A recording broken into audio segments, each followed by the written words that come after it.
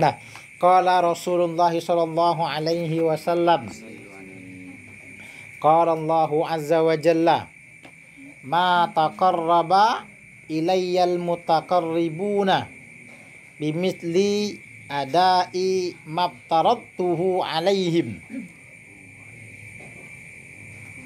wala yazalul abdu yataqarrabu ilayya bin nawafili hatta uhibbuhu,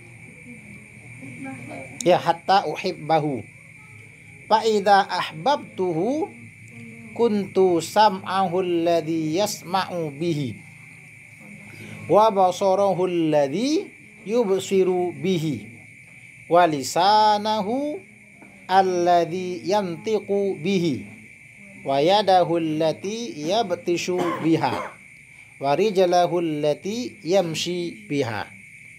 Qala Rasulullah sallallahu alaihi wasallam, ya, telah bersabda oleh Rasul sallallahu alaihi wasallam, qala Allahu azza wa jalla. Mungkin ada sebagian kitab bukan qala Allahu azza wa jalla ya, tapi qala Allahu tabaraka wa ta'ala. Ya, sama bala ya. Apa kata Allah Subhanahu wa taala ini? Apa hadis apa kira-kira ini?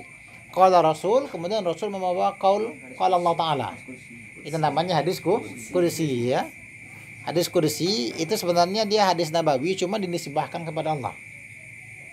Itu kan pembagian hadis itu kan ada hadis qauli, kemudian hadis fi'li, kemudian hadis takriri, kemudian hadis kursi. Nanti kursi beda. Kursi itu bagian daripada hadis qauli. Ya, hadis sifati, kemudian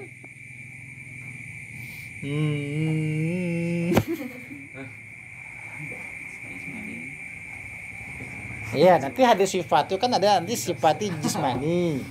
Ada nanti kan sifat khuluqiyah, sifat khulqiyah. Ya betul lah itu. Sifati kan pecah dua nanti dia.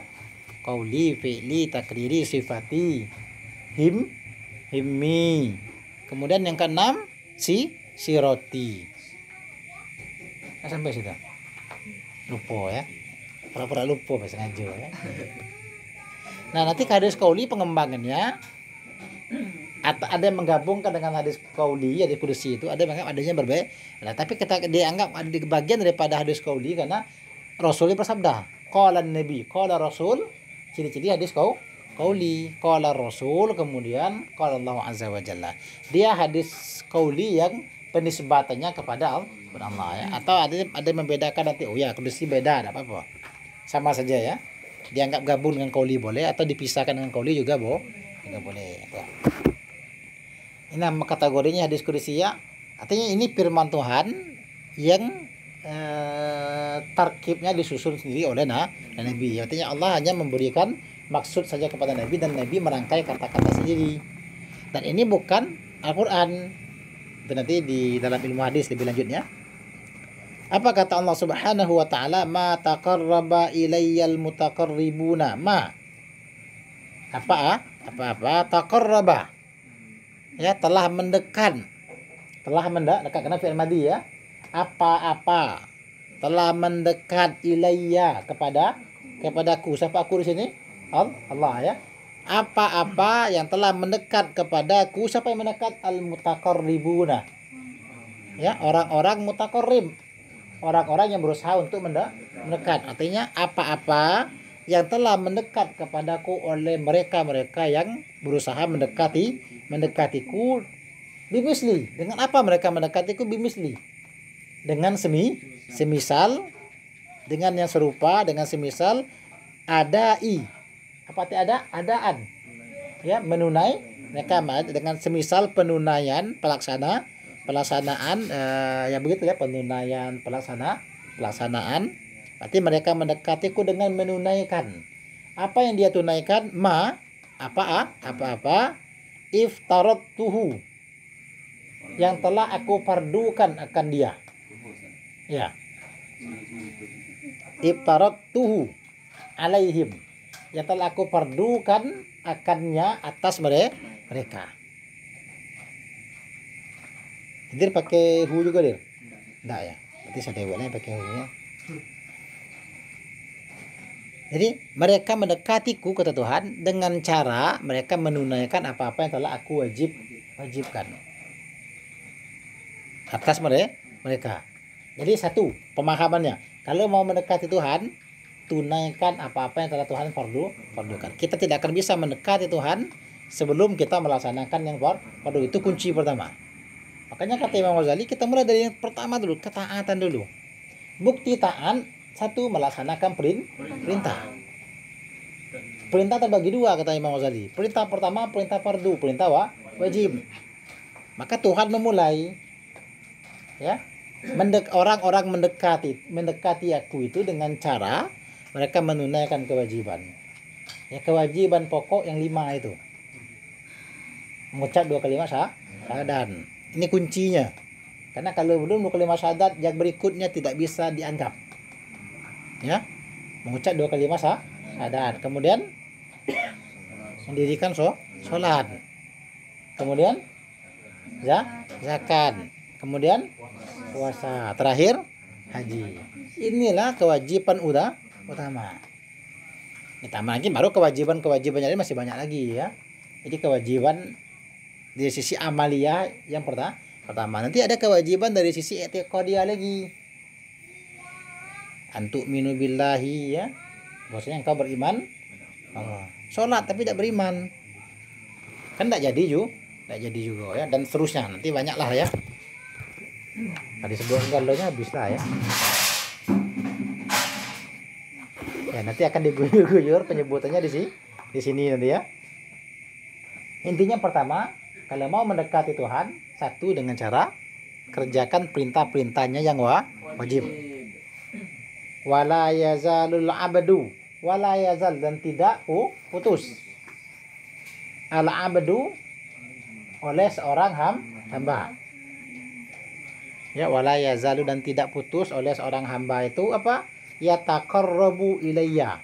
Yataqarrabu, mendekat oleh dia hamba ilayya kepadaku. Bin nawafili, dengan nawafil, dengan yang sunnah tadi. Hatta, sehingga uhibbahu, sehingga aku pun mencintainya. Satu, dia mendekatiku dengan yang fardu. Artinya banyak orang yang mendekati diriku dengan yang fardu. Kemudian di antara mereka nanti ada yang tidak putus, yang mendekatiku dengan yang sunnah, nawafil. Jadi satu, mendekati Tuhan dengan yang fardu. Kedua, untuk mendapatkan cinta Tuhan melalui nawafil. Qobliyah, ba'di, yang ringan-ringan deh, kagak yang berat loh. Yang enteng dulu. Jangan langsung paling masak memang qobliyah aja, iya masak-masak. Tidak masak-masak semua nih kan. Kadang-kadang orang banyak begitu ya.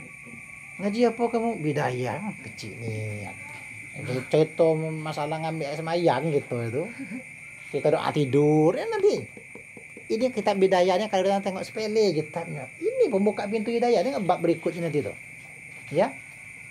Fi adabi istiqos minan naum, pasal ada bangun tidur.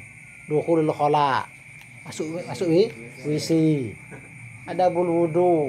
Ada wudu, budak TK tahulah kata orang. Ini kadang-kadang orang banyak meremehkan kitab bidayah. Ada bulu ghusli minal janabah. Ya. Mandi daripada junub, khurud ila masjid, bab ke masjid. Detik hebatnya tak? Detik hebatnya tak? Itu. Iya yang nak ngaji kita guning kecil ni. Cik ni an kira ngaji kitab Ihya ni an. Macam kitab bidayah belum nak ngaji Ihya ya. Semua ada tingkatan masing-masing. Ingat Imam Ghazali sedang menunjuki kita langkah awal. Ya, beliau hanya mengajari kita langkah awal. Langkah berikutnya setelah kita nanti. Ya, sampai Nabi sendiri mengatakan melalui firman Tuhan, orang mendekatiku dengan fardu. Dan nanti ada seorang hamba yang tidak putus mengerjakan nawafil, sehingga aku pun mencintainya. Fa idza ahbabtu, dan apabila aku telah mencintainya. Nah, ini dia. Apa konsekuensi bagi orang yang telah Tuhan cintai? Kuntu adalah aku. Aku siapa? Allah, aku tuh Tuhan ya. Adalah aku sam'ahu, maka aku adalah pendengarannya. Ya kata Tuhan, akulah pendengarannya. Alladzi yasma'u bihi, yang yasma'u akan mendengar dia hamba tadi, bihi dengannya pendengaran. Artinya kalau aku sudah mencintai seseorang, orang itu akan mendengar, aku akan jadi pendengarannya. Tuhan bilangnya, aku akan jadi telinganya, aku akan jadi pendengarannya. Sehingga dengan itu dia akan mendengar. Artinya dia akan mendengar dengan diriku. Nanti kita bahas apa maksudnya. Ya. Tuhan jadi pendengaran kita. Kemudian wa basarahu, dan aku akan menjadi basarahu, menjadi penglihatannya. Alladzi yang yubsiru, yang melihat dia siapa? Dia hamba tadi, bihi dengannya penglihatan. Kalau aku sudah mencintai seorang hamba, maka aku akan menjadi penglihatannya, sehingga dia melihat dengan penglihatanku.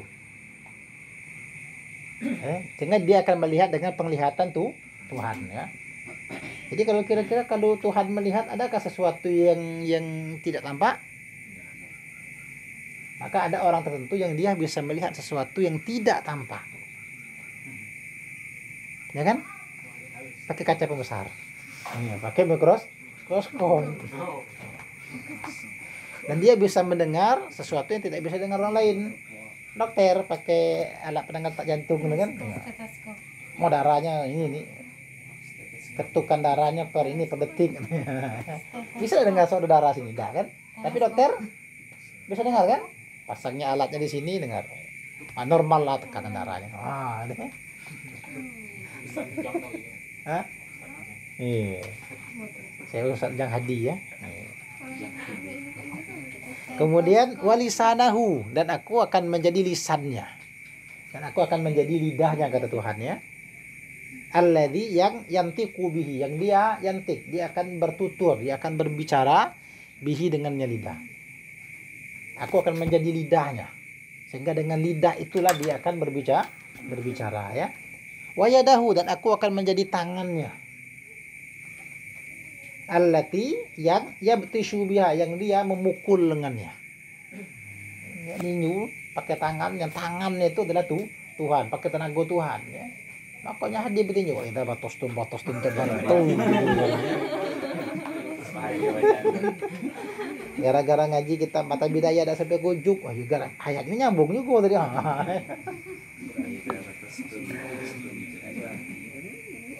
Warijlahu allati yamshi biha, dan aku akan menjadi rijlahu, akan menjadi kakinya. Allati yamshi biha, yang dia akan berjalan biha dengannya kaki. Ya, kira-kira apa maksudnya? Tuhan akan menjadi tangannya, Tuhan akan menjadi kakinya, Tuhan akan menjadi penglihatannya, Tuhan akan menjadi lidahnya, Tuhan akan menjadi pendengaran dirinya, Tuhan akan menjadi tangannya. Ini kalau tidak belajar balaghah bahaya.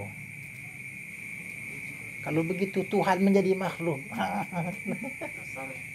Tuhan menjelma menjadi makhluk, bukan begitu maknanya. Yang maknanya di sini adalah jadi apa yang saya kok tadi itu yang dicas mana? kamu simpan Di mana? rahasia. Duduk bang ngaji di sini. Ya, maknanya ketika seseorang itu melihat, ketika seorang itu mendengar dengan pendengaran Tuhan, artinya apa? Dia akan mendengar yang baik, Pak. Tuhan akan menjaganya. Ini maknanya.